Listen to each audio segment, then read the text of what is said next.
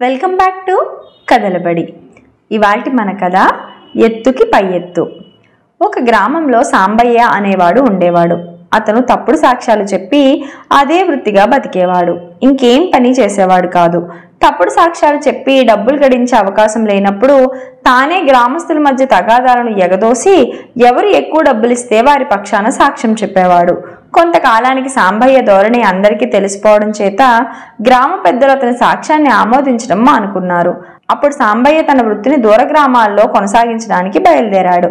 అతడు వెళ్లేదారిలో ఒక శెట్టి నెత్తిన నేతి డబ్బా పెట్టుకుని పోతూ ముందు కనిపించాడు. సాంబయ్యకి వెనుకగా ఒక కూలీ లాంటి వాడు నడుస్తున్నాడు.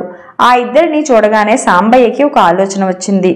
అతను ఆగి కూలివాణ్ణి దగ్గరికి రానిచ్చి, నేను ఒక ఉపాయం చెప్తాను, చేస్తావా అన్నాడు. లాభించేటట్లుంటే చేస్తానన్నాడు కూలివాడు. నెత్తిన నేతి డబ్బా పెట్టుకుని ముందుకు వెళుతున్న శెట్టిని చూసావా? నువ్వు ఆ డబ్బా నీదేనని చెప్పి లాగేసుకో. శెట్టి నీ మీద ఫిర్యాదు చేస్తే నేను నీ పక్షాన సాక్ష్యం చెబుతాను. సాక్ష్యం చెప్పినందుకు నాకు 2 రూపాయలు ఇయ్యాలి. నాకు 2 రూపాయల లాభం, నీకు నేతి డబ్బా లాభం. ఏమంటావు అన్నాడు సాంబయ్య. ఈ ఉపాయం కూలివాడికి నచ్చింది. వాడు గబగబా నడిచి వెళ్ళి శెట్టి నెత్తి మీద నేతి డబ్బా లాగేసుకుని, ఇది నా డబ్బా అన్నాడు. ఇది అన్యాయం, నేను ఈ పక్క గ్రామానికి వెళ్ళి నీ మీద ఫిర్యాదు చేస్తానన్నాడు శెట్టి కూలివాడితో. పద, నేను వస్తాను. ఈ డబ్బా నాదేనని నేను న్యాయస్థానంలో నిరూపించుకోగలను అన్నాడు కూలివాడు. ఇద్దరు కలిసి పక్క గ్రామంలో న్యాయాధికారి దగ్గరికి వెళ్లారు. వారు వెనుకనే సాంబయ్య కూడా వెళ్ళాడు. ఇద్దరు చెప్పింది విని న్యాయాధికారి, మీ ఇద్దరిలో ఎవరు నిజం చెబుతున్నది తెలియడం లేదు అన్నాడు. దాని కూలివాడు, పిల్లలు గలవాణ్ణి, అబద్ధం ఆడతానండి. ముందు గ్రామంలో ఉన్న నా కూతురు ఇంటికి ఈ నెయ్యి పట్టుకెళుతూ ఉంటే ఈ శెట్టి దారిలో కలిసి డబ్బా లాక్కోబోయాడు. అందుకని మీ వద్దకి లాక్కొచ్చాను అన్నాడు. నువ్వు చెప్పింది కళ్ళారా చూసిన వాళ్ళు ఎవరైనా ఉన్నారా అని న్యాయాధికారి కూలివాడిని అడిగాడు. ఉన్నారండి, ఎవరో ఆయన మాతో పాటు నడుస్తూ వచ్చాడు. ఒక్క నిమిషం ఉండండి అని కూలివాడు వీధిలోకి వచ్చి సాంబయ్యను లోపలికి తీసుకుపోయాడు. న్యాయాధికారి సాంబయ్యని, ఈ మనుషులు నీకు తెలుసా అని అడిగాడు. నాకు తెలియదండి, నేను వచ్చేదారిలో వీళ్ళు తగ్గు పడ్డం మటుకు చూశాను అన్నాడు సాంబయ్య. అలా అయితే చెప్పు, ఈ డబ్బా ఎవరిది, ఎవరి నుంచి ఎవరు దీన్ని కాజేశారు అని న్యాయాధికారి సాంబయ్యని అడిగాడు. ఈ కూలి మనిషి నేతి డబ్బా తెస్తుంటే ఈ శెట్టిగారు దాన్ని లాక్కోబోవటం కళ్ళారా చూశానన్నాడు సాంబయ్య. సాంబయ్య చెప్పిన సాక్ష్యం ఆధారంగా న్యాయాధికారి నేతి డబ్బాను కూలివాడికి ఇప్పించాడు. న్యాయాధికారి తీర్పు ప్రకారం కూలివాడు నేతి డబ్బా తీసుకుని సాంబయ్య చేతిలో 2 రూపాయలు పెట్టాడు. తిరిగి ముగ్గురు దారి పట్టారు. ముందు కూలి నడుస్తున్నాడు, వెనకగా సాంబయ్య, అతని వెనుకగా శెట్టి నడుస్తున్నారు. సాంబయ్య చేసిన దుర్మార్గం శెట్టికి అర్థమైంది. సాంబయ్యను మోసగించి తన నేతి డబ్బా తిరిగి సంపాదించుకోవాలని శెట్టి నిర్ణయించుకున్నాడు.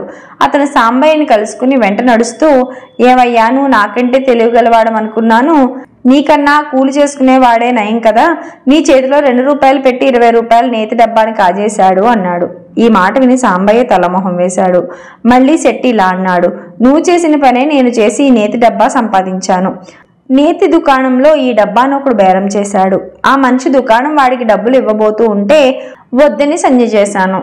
అది గ్రహించి ఆ మనిషి దుకాణం వాడితో డబ్బులు ముందుగానే ఇచ్చేశానన్నాడు. దుకాణం వాడు లేదన్నాడు. ఇద్దరు గొడవ పడ్డారు. జనం మూగారు. అప్పుడు నేను కల్పించుకుని దుకాణం వాడితో, నీకు బుద్ధి లేదేంటయ్యా, ఆ మనిషి డబ్బిస్తుండగా నేను చూశానన్నాను. నలుగురు దుకాణం వాడిని మందలించి నేతి డబ్బా ఆ మనిషికి ఇప్పించారు. అతను డబ్బాతో తన గ్రామానికి బయలుదేరుతుంటే నేను వెంటపడ్డాను. ఆ మనిషి నా చేతిలో 2 రూపాయలు పెట్టబోయాడు. నేనేమైనా వెర్రివాడినా? అదేమీ కుదరదని చెప్పి ఆ మనిషి చేతిలో నేనే 2 రూపాయలు పెట్టి డబ్బా తీసుకున్నాను. నువ్వు అదే పని చేసావు, కానీ నాలాగా తెలివితేటలు అంతకంటే మంచి నేర్పు ఉపయోగించి డబ్బా సంపాదించుకోలేకపోయావు. నీ తెలివి అలా ఉంది.